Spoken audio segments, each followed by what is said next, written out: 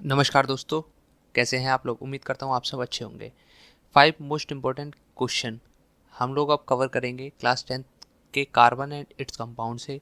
इससे हम part wise बहुत सारे पार्ट्स 10 या 20 पार्ट्स में कार्बन एंड इट्स कंपाउंड के सारे क्वेश्चंस जो भी इंपॉर्टेंट क्वेश्चन है, जो प्रीवियस ईयर क्वेश्चंस हैं जो आए हुए हैं, उनको हम डिस्कस करेंगे, एक्सप्लेनेशन देखेंगे और किस क्वेश्चन का क्या वेटेज है या फिर कौन सा क्वेश्चन किस तरीके से आता है या फिर एक ही क्वेश्चन किस किस तरीके से आता है वो भी हम इस वीडियो में जानेंगे। इसके बहुत सारे पार्ट आएंगे तो हम एक पार्ट में 5 क्वेश्चन करेंगे और ऐसे ही पार्ट चलते रहेंगे। तो ठीक है, शुरू करते हैं आज का वीडियो। तो शुरू करते हैं।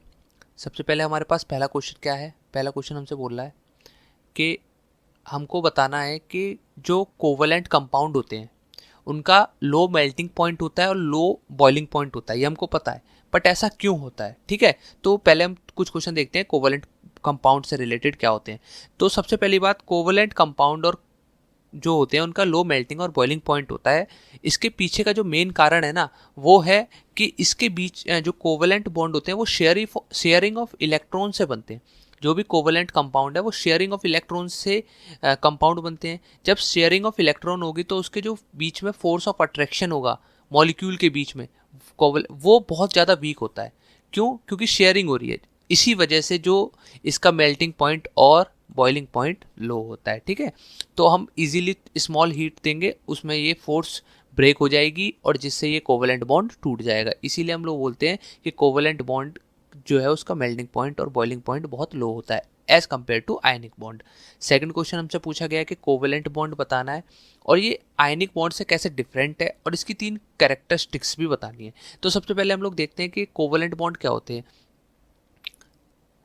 कोवलेंट बॉन्ड ऐसे बॉन्ड होते हैं जो शेयरिंग ऑफ इलेक्ट्रॉन से बनते हैं।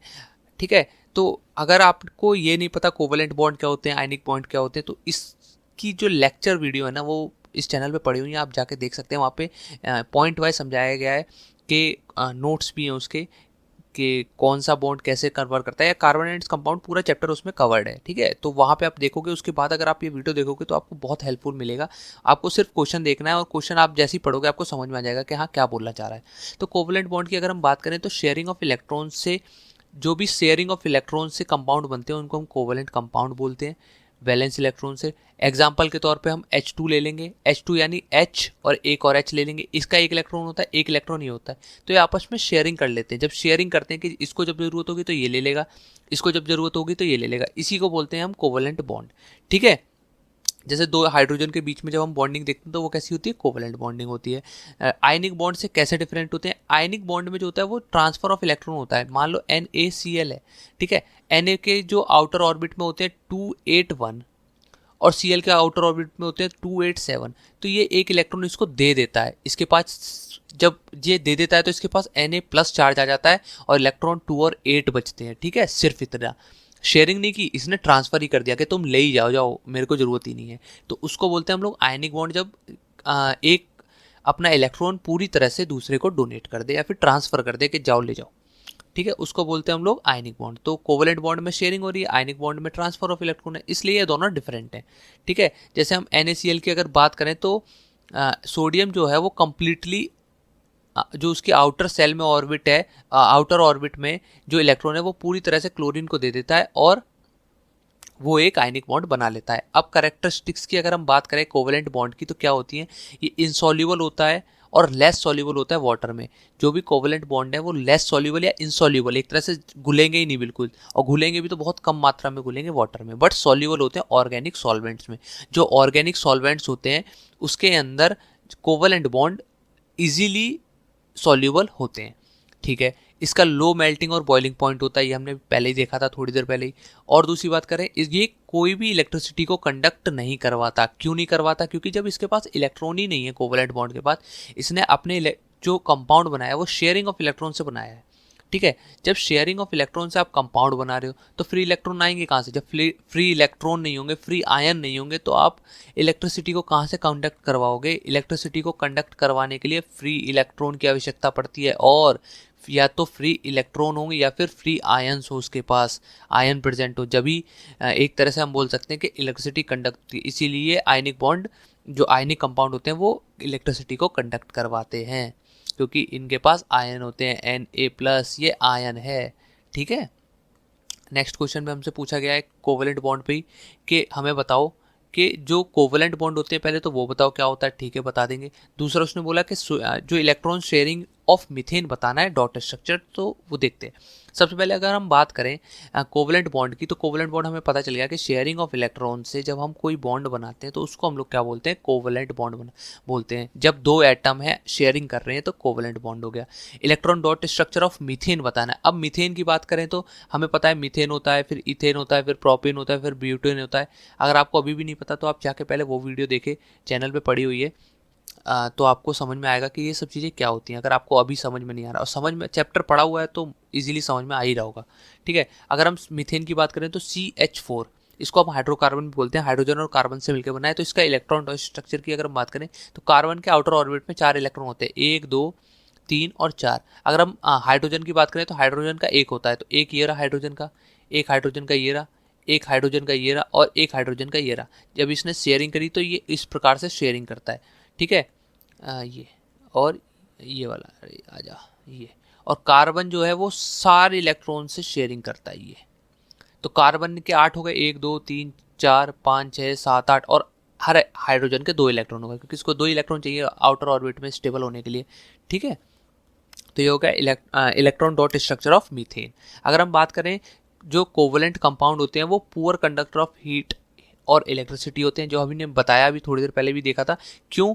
क्योंकि इनके पास कोई फ्री इलेक्ट्रॉन होते ही नहीं है। ये फ्री है, यहाँ पे फ्री इलेक्ट्रॉन होते ही नहीं, ना फ्री इलेक्ट्रॉन होते ना आयन होते। जब फ्री इलेक्ट्रॉन ही नहीं है, आयन ही नहीं है, तो एक तरह से इलेक्ट्रिसिटी कंडक्ट होगी तो होगी कैसे? आगे चलते हैं।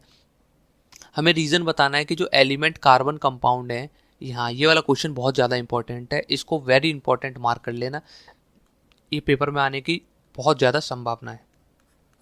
ठीक है, इसने बोला है कि जो कार्बन है वो मेनली कोवेलेंट बॉन्ड बनाता है। क्यों बनाता है, रीज़न बताना है हमें। ठीक है, क्या बताना है, रीज़न बताना है। डायमंड का हाई मेल्टिंग पॉइंट होता है, क्यों होता है। Graphite good conductor of electricity होता है, क्यों होता है। ठीक है, ये तीनों के बारे में हम डिस्कस करेंगे। सबसे पहले कार्बन की बात कर लेते हैं। कार्बन शेयरिंग इस वजह से करता है क्योंकि कार्बन के पास अगर हम कॉन्फ़िगरेशन देखेंगे तो 2 और 6 होती है, 2 और 4 होती है। इलेक्ट्रॉनिक नंबर 6, एटॉमिक नंबर 6, तो 2 और 4 कॉन्फ़िगरेशन। आउटर ऑर्बिट में 4 है। स्टेबल होने के लिए तो 8 चाहिए या तो 0। ठीक है, अब अगर ये 4 इलेक्ट्रॉन डोनेट करेगा तो C4+ आएगा चार्ज। ठीक है, बट 4 इलेक्ट्रॉन को निकालने के लिए इतनी सारी एनर्जी हम लोग कहाँ से लेके आएंगे? इतनी इलेक्ट्रॉन एनर्जी तो लाएंगे नहीं, तो इसलिए ना तो ये इलेक्ट्रॉन दे पाता ना ले पाता। इसके लिए ये कोवेलेंट बॉन्ड बनाता है। ठीक है, तो इसके देखोगे कि 4 वैलेंसी है, जिसकी वजह से ये ना ही लूज कर सकता और ना ही गेन कर सकता इलेक्ट्रॉन। तो ये अब नोवल गैस तो बनना है, एक तरह से नोवल कॉन्फ़िगरेशन तो हर किसी को चाहिए स्टेबल होने के लिए, स्टेबल ही नहीं हो पाओगे। तो इसीलिए ये शेयरिंग ऑफ इलेक्ट्रॉन करता है, इसीलिए इसको बोलते हैं कोवेलेंट बॉन्ड। डायमंड की अगर बात करें, हाई मेल्टिंग पॉइंट इस वजह से होता है क्योंकि डायमंड जो है वो CC बॉन्ड बनाता है और टेट्रावेलेंट बॉन्ड बनाता है, मतलब C4 अलग कार्बन एटम से जुड़ा हुआ है, जिसकी वजह से इसका कोई फ्री इलेक्ट्रॉन, मतलब एक तरह से अगर हम डायमंड की बात करें तो ये 4 अदर कार्बन एटम से अटैच रहता है, शेयरिंग करता है, कोवेलेंट बॉन्ड बनाता है, जिसकी वजह से जो कार्बन है वो हार्डेस्ट नॉन सब्सटेंस की कैटेगरी में आता है और इसीलिए इसका जो मेल्टिंग पॉइंट है वो हाई होता है। अगर हम बात करें ग्रेफाइट की, तो ग्रेफाइट की जब हम बात करते हैं तो ग्रेफाइट जो बॉन्ड बनाता है वो एक कार्बन एटम 3 कार्बन एटम से जुड़ा हुआ होता है और एक फ्री इसका इलेक्ट्रॉन होता है। ठीक है, तो each carbon atom bonded with 3 other carbon atom covalent bond बनाता है सेम प्लेन में, जिसको हम लोग बोल सकते हैं हेक्सागोनल एरे। ठीक है, तो इसकी वजह से जब इसके 3 इलेक्ट्रॉन होते हैं तो एक फ्री इलेक्ट्रॉन होने की वजह से, और वो मूव करता रहता है, जो फ्री इलेक्ट्रॉन है तो electricity, good conductor of electricity, obvious सी बात है कि एक इलेक्ट्रॉन फ्री है तो इलेक्ट्रिसिटी को कंडक्ट करवाएगा ही करवाएगा। बट डायमंड के पास क्या होता है, कोई फ्री इलेक्ट्रॉन नहीं होता, तो ये कोई इलेक्ट्रिसिटी को कंडक्ट करवाने की मदद करता ही नहीं है, इसको ज़रूरत ही नहीं है कि हमें करवाना ही नहीं है, बट ये करवाता है अपना कौन, ग्रेफाइट। ठीक है, अब हम अगर बात करें, इसने पूछा है कि मीथेन क्या होता है। ठीक है, मीथेन बता देंगे क्या होता है। डॉट स्ट्रक्चर बिल्कुल बताएंगे। टाइप ऑफ बॉन्ड, कौन सा बॉन्ड बनाता है, बिल्कुल बताएंगे। और वाई सच कंपाउंड और जो ये कंपाउंड है ये पुअर कंडक्टर ऑफ इलेक्ट्रिसिटी क्यों होते हैं, लो मेल्टिंग और बॉइलिंग पॉइंट क्यों होता है, और अगर इसको हम ऑक्सीजन के प्रेजेंस में बर्न करेंगे तो क्या होगा। देखो कितने सारे क्वेश्चन पूछ लिए। अगर किसी ने ये तरीके से पढ़ा नहीं है ना चैप्टर, तो वो नहीं कर पाएगा इस क्वेश्चन को। सबसे पहले अगर हम मीथेन की बात करें तो मीथेन जो है वो एल्केन सीरीज का फर्स्ट मेंबर है। फर्स्ट मेंबर है किसका, एल्केन सीरीज का। एल्केन सीरीज यानी CnH2n+2 इस सीरीज का फर्स्ट मेंबर है, ठीक है। तो हम इसको बोलते हैं CH4। कितना, CH4। पहला क्वेश्चन हो गया। अगर हम इलेक्ट्रॉन डॉट स्ट्रक्चर की बात करें तो क्या होगा, CH एक एटम, इस 4 एटम C के, इसने जो H जुड़ेगा वो एक एटम लेके आएगा, ये H जब ये करेगा तो ये शेयरिंग कुछ इस प्रकार से हो जाएगी, ठीक है। और ये कार्बन जो है ये इससे शेयरिंग कर लेगा, ठीक है। तो इसके भी 8 हो जाएंगे, इसके भी 8, इसके 8 हो जाएंगे, इन दोनों के सबके 2-2 हो जाएंगे। तो ये हो जाएगा इलेक्ट्रॉन डॉट स्ट्रक्चर। अभी हमने थोड़ी देर पहले भी देखा था, ठीक है।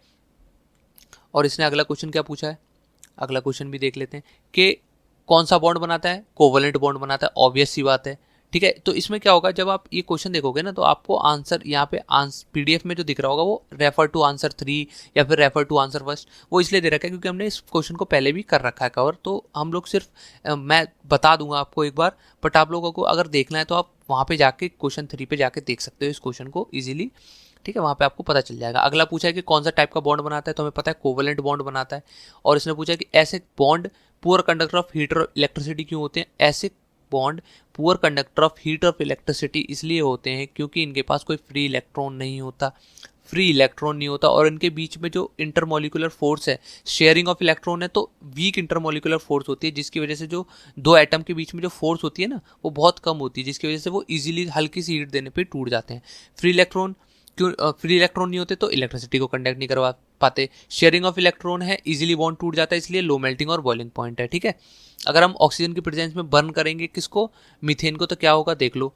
अगर हम मीथेन लेंगे CH4, उसको ऑक्सीजन की प्रेजेंस में हीट कर देंगे तो क्या होगा, CO2 निकलेगा। कोई भी कार्बन कंपाउंड है वो CO2 जरूर प्रोड्यूस करेगा, ऐसा हो ही नहीं सकता कार्बन कंपाउंड और CO2 प्रोड्यूस ना करे। H2O प्रोड्यूस होगा प्लस हीट प्लस लाइट, ठीक है। तो ये इसको हम आगे देखेंगे भी। ये हमारी कौन सी कॉम्बिनेशन रिएक्शन नहीं है, ये हमारी अभी उसमें आती है, कंबशन रिएक्शन में आती है। आगे हम कंबशन रिएक्शन भी पढ़ेंगे, ठीक है। तो आज के लिए इतना ही, फिर मिलेंगे सेकंड पार्ट में, जल्दी आएगा वो। और धन्यवाद।